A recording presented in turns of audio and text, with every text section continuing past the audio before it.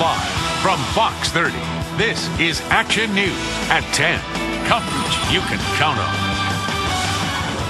It is round 9. Wet weather pounding our area for the 9th straight day. The First Alert weather team has clocked thousands of lightning strikes just this evening. Right now, as we take a live look at First Alert Doppler HD, the system has made its way west of the St. Johns River, but it was a different story earlier this evening. The Jags' second day of training camp was delayed after lightning strikes could be seen over the practice field.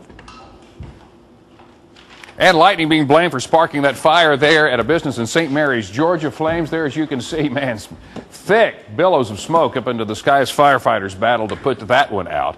And winds from that weather system proved to be too much for that helicopter right there. It was blown over on its side over on the west side. The two pilots inside the chopper, however, are safe tonight and not injured. And roads, they were too slippery for this log truck. Check it out. When another car cut in front of him near the Dames Point Bridge this evening, the truck overturned, causing the logs to spill out. Traffic was slow going while crews cleaned up that mess, and it is not over.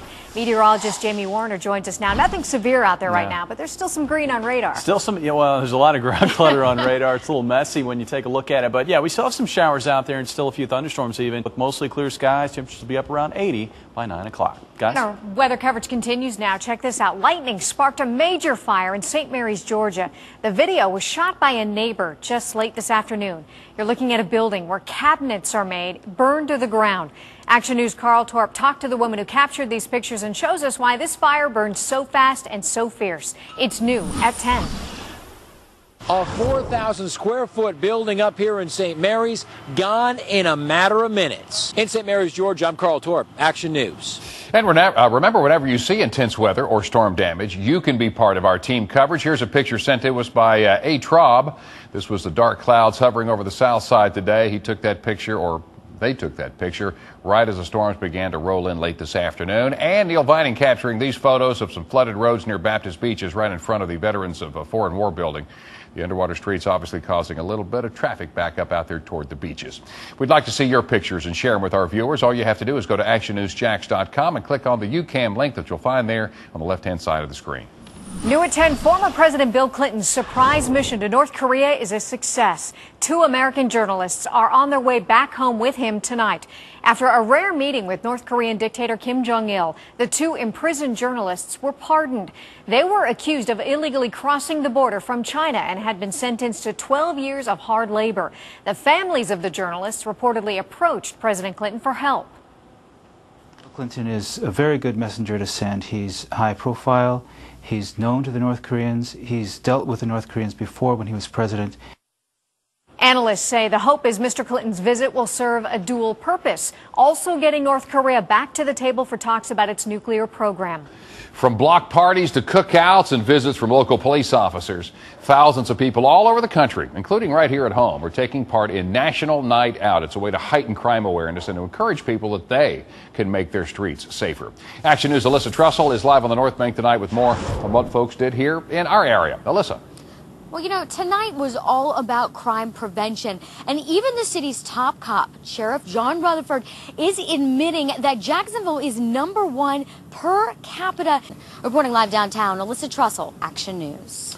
And the sheriff encouraging people to join SHADCO, the Sheriff's Advisory Council. It's a program that lets you get involved in how your neighborhood is policed. New information just into Action News. We have just learned that the Duval County School Board has voted to suspend a Forest High School teacher after cell phone videos surfaced of a scuffle between he and a student. It was captured by a student. The board voted 4-3 to suspend Michael Brown without pay for 15 days.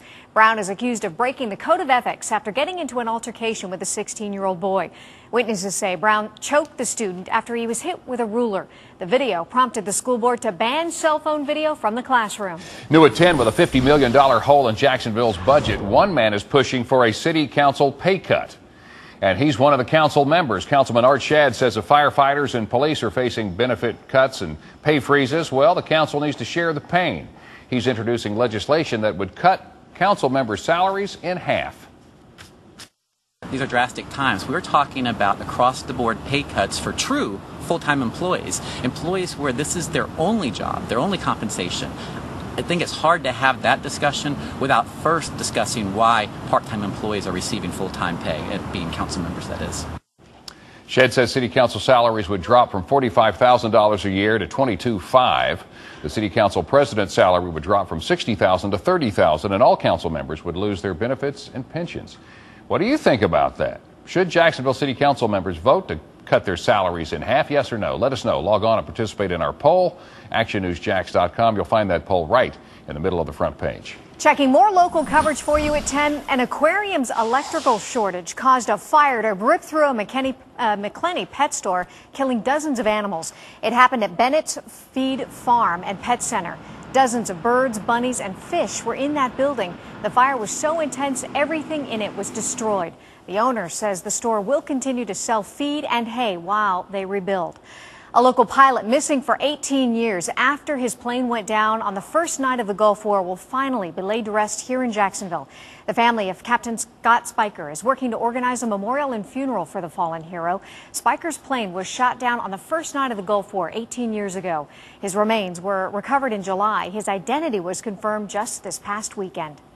And police are trying to figure out who shot a woman at a Northside Community Park. We're talking about the Raymond E. Davis Park on Spires Avenue. Police found the woman in bad shape after getting calls about shots being fired there. The woman right now is at Shands in serious condition. And police want to know if you saw anything or heard anything strange that night. Call Crime Stoppers. The tip line is 866-845-TIPS. Day 2 of Camp Del Rio is in the books. Weather throwing off the Jags schedule just a little bit, but they still got their work in today. Action Sports' Brent Martineau spent all day there at the Camp Del Rio. And Brent, I guess what you're saying is you didn't really feel the electricity on the field. We sure did see the electricity, John. Snoozer practice this morning and almost no practice tonight for Camp Del Rio. Day 2, a special teams practice this morning that we'll show you a bit of later on. Under the lights, though, tonight, things were delayed by an hour because of that light show downtown. The team eventually got out on the field, so it wasn't a lost night. One of the topics of camp, believe it or not, has been Twitter. Just about everyone's doing it. The Jags can too, just not all the time.